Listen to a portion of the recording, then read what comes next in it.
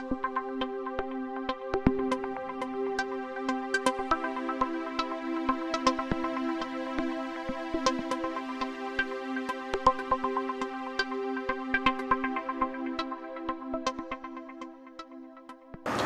everybody, my name is Emmanuel Bamidele. I am reporting from Liechtenstein.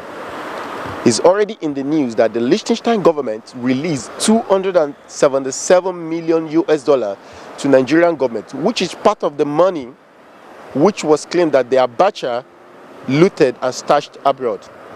Behind there is the government building of Liechtenstein, where we will be going to speak with the responsible person to know more about this detail. We are between the Nigeria money that was stashed abroad by the Abacha family and the Nigerian government. Here we are in Liechtenstein. I am Emmanuel Bamidele reporting for African Mirror TV. Thank you. Thank you very much, sir, for accepting to the interview from the African Mirror Television. As you know, we are here for the asset return to the Nigerian government by your office. First of all, it's in the news, but we need a confirmation to be really sure. Is it true that your government is releasing or has released 277 million to Nigerian government? On June 25th of this year, 226.4 million US dollars were transferred to an account of the Nigerian Central Bank. This brings the total of the assets returned to over 300 million US dollars.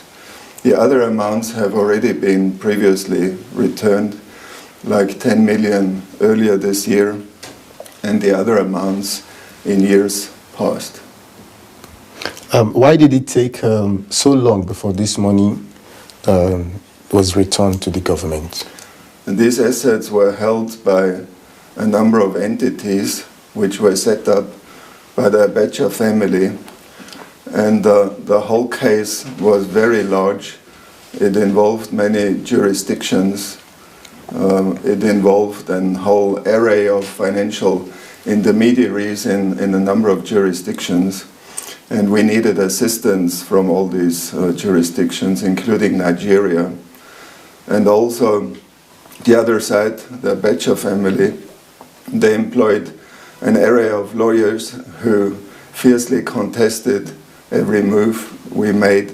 So there were many legal appeals, but we are happy to confirm that the proceeding has been finalized now.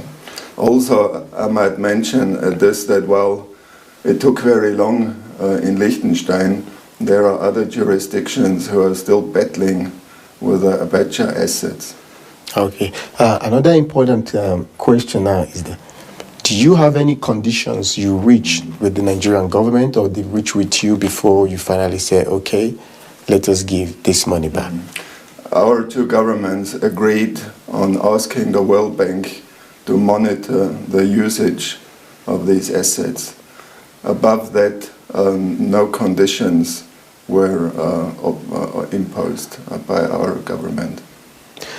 From this money returned to the Nigerian government, do you think it's also a good idea if some fractions are being used on projects to help Nigerians that are living in diaspora? Well, I'm not in the position to give the Nigerian government any advice on how to use those assets. What is your advice for Nigerian government on how to fight corruption? Well, corruption is one of the biggest evil that is a problem in all of our societies. And in my contacts over the years with members of the Nigerian government, I've come to the conclusion that they are very aware of this problem. Apart from that, I'm not in a position to give the Nigerian government advice on this. All I can say is that I've been working in this field for over 10 years now, and I think the awareness all over the world has risen, and also the competence of judicial authorities to fight this crime, and also to detect assets and to freeze them, and like in our case, finally confiscate them. Okay, my last question. Thank you very much, sir. What is your advice for anybody thinking your country is a place for illicit wealth? Anyone who wants to come to Liechtenstein to hide illicit assets is under a great risk that his illicit assets will be detected, they will be frozen, and they will be forfeited. So my advice is stay away from Liechtenstein. It's not a good place for criminals. Thank you very much, sir, for granting us this interview. We wish you a nice day. Thank you, sir. Thank you, sir. We have just finished the interview, and we are opportune to have with us the president of the Yoruba Progressive Group of Switzerland, in person of Mr. Fatai Hamao. Mr. Fatai Hamao, the time you heard this news that the Liechtenstein government, despite the European financial crisis, could still be able to return 277 million back to the Nigerian government, what exactly is your reaction, or how do you feel about this? Foremost, I have to thank Africa Mirror and Yoruba Progressive Group for making this interview possible. I was very happy indeed, because it's taken almost 16 years for this money to be returned back to Nigeria.